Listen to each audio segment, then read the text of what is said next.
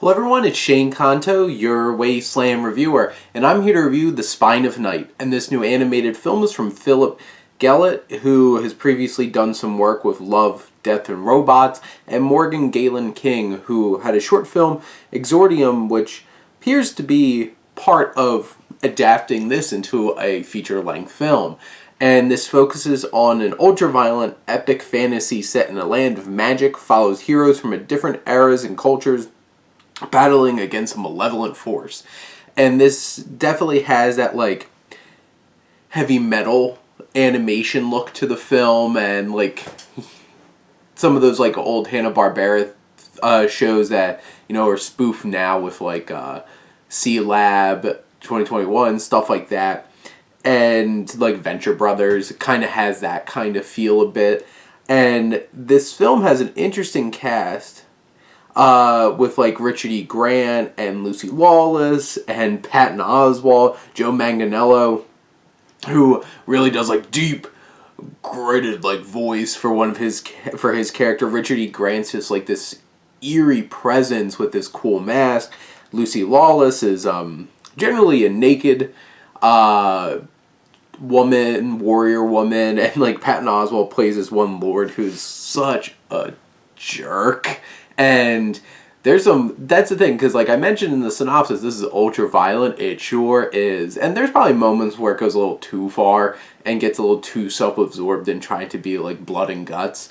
But there's some craziness to this. This is like high fantasy. Like you are in a fantasy world with all of these different things going on with magic and these different cultures, and there's no doubt about that this is a fantasy film, and it really leans into it.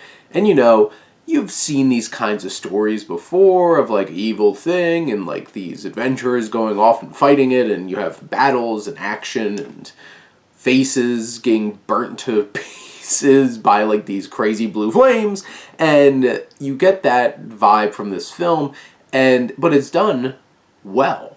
And you bring those cliches, those tropes, and like that violence all together and put it in a film with some fun characters, with some strong vocal performances throughout. Like Grant's fantastic, Lucy Lawless is great, and you just have a committedness that like there's no pulling back here. You see creators in Gelatt and Galen King that are just, we're making a like crazy, like epic fantasy animated film, just how we want this to look in terms of our animation, hand-drawn animation, and they go for it. And that's the most respectable thing about this film, is like it's fully fledged, realize like this is what the intention was of this film, and here it is. Enjoy it, love it for what it is. And you know, if you don't care for all the violence and like really hard fantasy is not your thing, then no, this movie isn't really going to grab you.